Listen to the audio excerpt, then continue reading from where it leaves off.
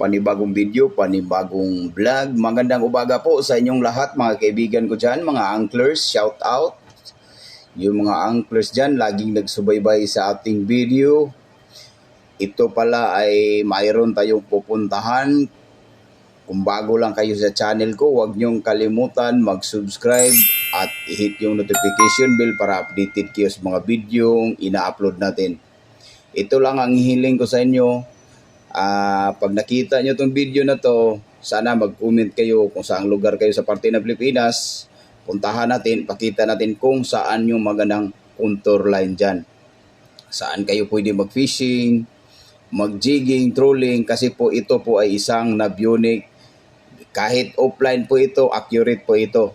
Sa mga bahura dyan, kung saan nyo gusto, ibabaon yung mga jig, mga pain nyo dyan. Ito po pala ay isang parte ng Pilipinas.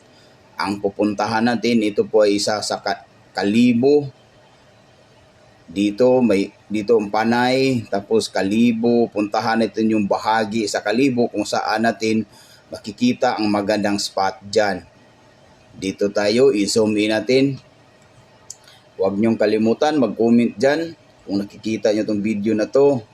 Ito po yung Kalibo, puntahan natin.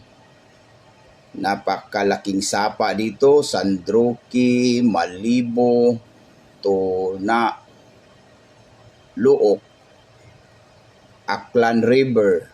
Napakalaking sapa itong Aklan River, no? Dito papunta. Dito puntahan natin itong bahagi na to. Pakita ko sa inyo kung gaano kagandang fishing spot dito. Ito yung fishing spot dito mga kaibigan kong anglers dyan. Tingnan nyo. Napakaganda Ito. Sa Malibo. Sa baybayin ng Malibo. Makikita natin ang magandang spot. Ito. Napakagandang spot. Mga kaibigan ko dyan. Mga anglers, shout out. Mga boaters dyan. Ito po pala ay para sa ating lahat. Kung saan nyo gusto mag-fishing, mag-jigging. Napakagandang spot na to. Tingnan nyo. Kasi po, yung mga kinulayan ko, dito po, 70 to 100 meters po yan. Nakikita nyo. Tapos yung ito, kulay blue, nasa 51 to 80 meters. 70 meters. Yan, yung mga kinulayan ko. Ito po pala, napakagandang fishing spot. Tingnan nyo. Kita natin yung mga contour line. Contour line po yan. Ipakita po natin kung anong forma yung mga contour line.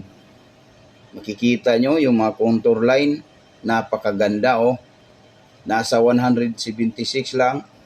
Maganda na tong spot na to. Itong spot na to is parang daming mga buhangin dyan. Palalim yung dagat. Buhangin. Parang dito maganda siguro kung buhangin lang. Mayroon ding mga isda dito na dumadaan.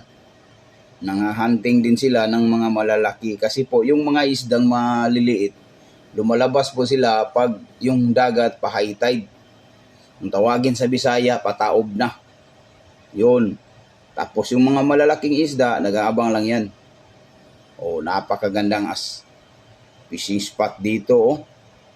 Ito, napakaganda, 240 meters. Nung mapapansin nyo, tingnan nyo yung contour line. Napakalalim yung dito. Tawagin natin ang pangpang dito. Napakaganda. Dito kayo pwede mag-fishing. Makikita naman natin ning formada sa mga contour line, napakaganda. Yan po, napapansin nyo, nakikita nyo yan. Kung nakikita nyo yan, ibabahagi natin kung paano yan. Ito yung formada niya. Tingnan nyo, ito yung contour line. Ito nasa gilid. Tingnan nyo. Diba? Napakaganda. Kung dyan kayo nagfi-fishing, sigurado makahuli kayo ng malalaking isda dito. Kasi po, dadaanan po ito ng mga malalaking isda. Kung dito lang, kung kahit saan lang kayo, mayroon din kayong mahuli. Pero dito, sigurado na ako dito na makahuli kayo dito. Ito na fishing spot na to. Ito ay bahagi sa parte ng Pilipinas. Tapat siguro ito ng, ito, Malibo. Malibo. Oh. Di ba? Oh. Ito, Malibo na to. Oh. Malibo. Napakaganda dito. Yun. Yun lang ang ibabahagi natin sa umagang ito. Kung bago lang kayo sa channel ko, huwag niyong kalimutan mag-subscribe at i-hit yung notification bell para updated kayo sa mga video gina-upload ko. Tapos mag-comment kayo, mag-iwan kayo ng comment kung saan ang parte ng Pilipinas. Kung gusto ninyong puntahan natin, tingnan natin sa ating Bulang Kristal. Napakagandang spot dito, oh. Mga anglers dyan, ito, i-zoom in ko para makikita ninyo. Oh, ito, sobrang ganda. Ito po pala, may isa pa dito, oh. Diba? Napakaganda na fishing spot dito.